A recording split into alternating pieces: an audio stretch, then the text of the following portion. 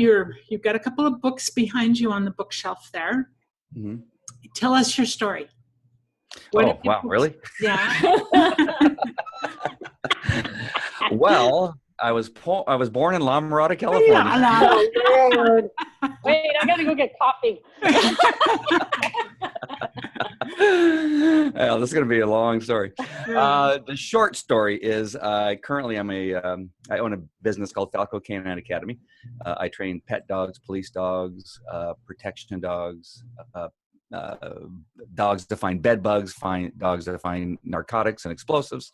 I have a few trainers who work for me. I have a great assistant who's listening now, so I got to make sure and say she's a great assistant. I've been really diving into many of the teaching of some of our friends there in San Diego, Mike Koenigs and Pam Hendrickson and Ed Rush and all them, and written. I'm now on my third bestseller, or is it fourth? Maybe it's fourth bestseller.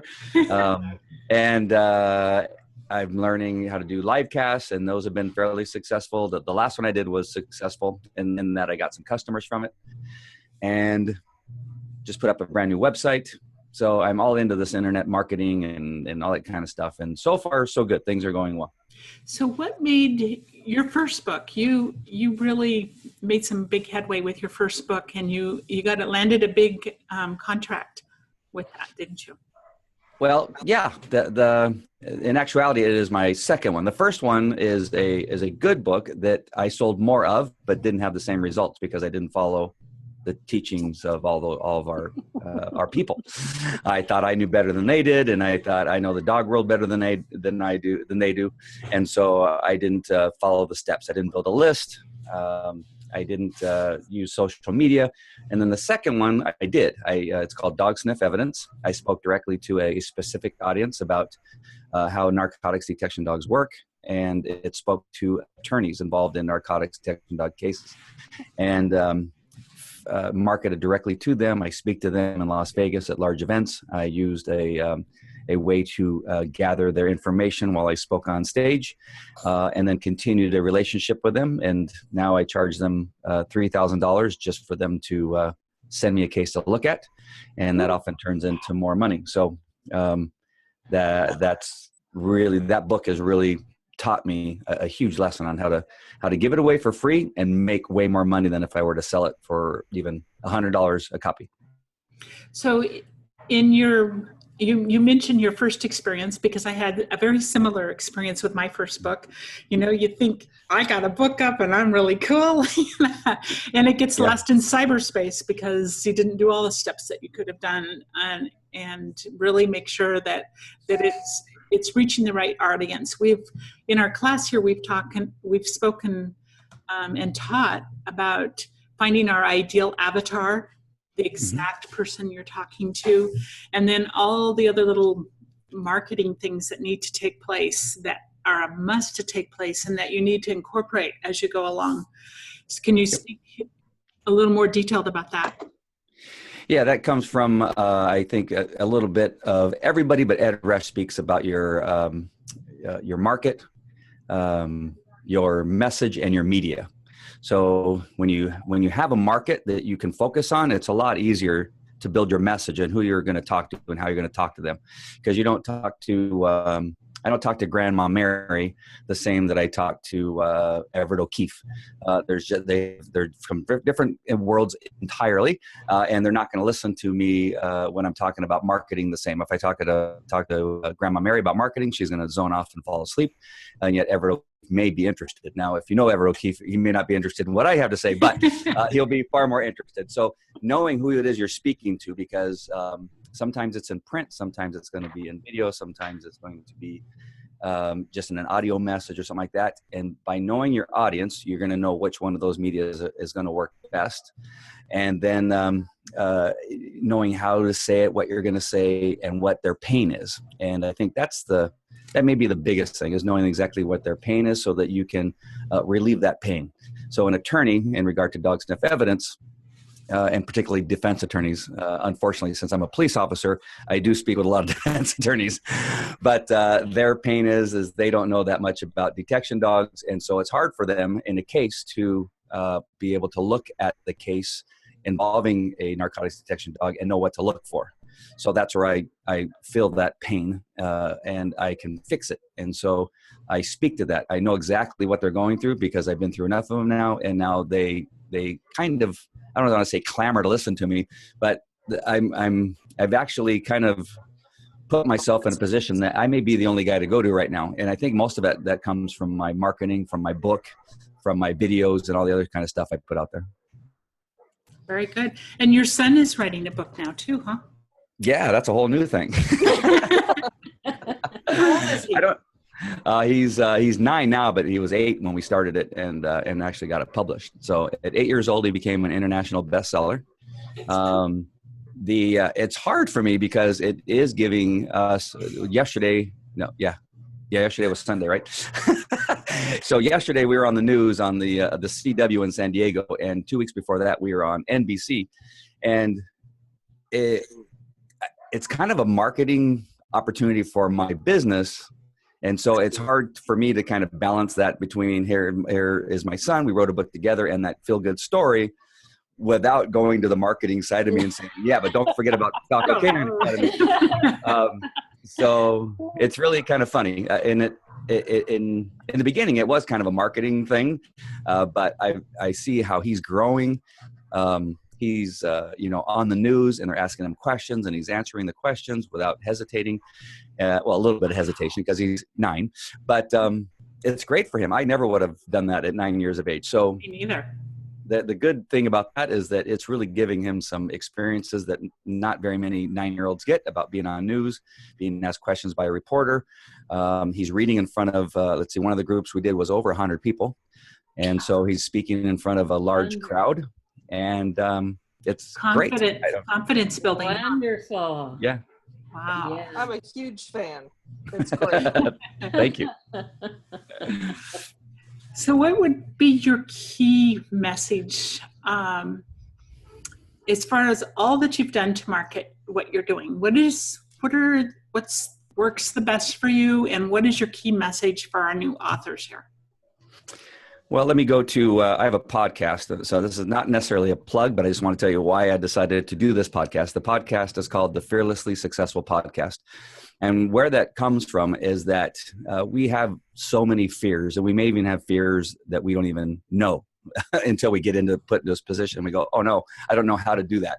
Or the technology is too scary, or it may be too expensive, or people might think that I'm foolish. Dog trainers won't put stuff on video on YouTube because they think another dog trainer is going to badmouth them. Well, I'm here to tell you that another dog trainer is going to badmouth you whether you're right or you're wrong or whatever. It doesn't matter, because that's not, again, now we get to who it is your avatar is and who you're speaking to, because that's not who you're speaking to. You're not trying to sell, let's say, again, dog training services to a dog trainer.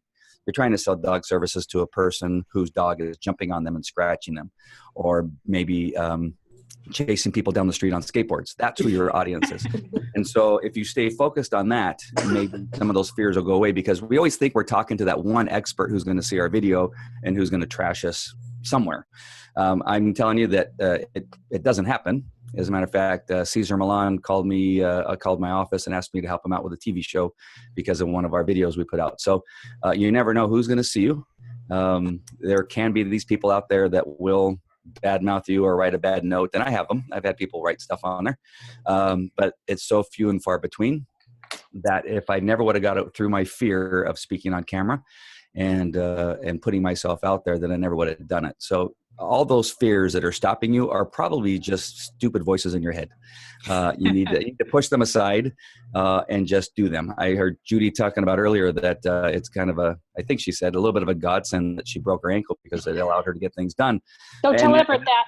Yeah, and that's sometimes you need that big push, even though it's it's a little bit painful, and maybe for you that's what it took. It took that much to get you. No, whatever you want to call yourself, sit down, write a book, get it done, publish it, and then let's go on to the next thing and get it done. So I hope that wasn't too long of an answer, but just get through your fears, and they're just voices in your head. Get past it.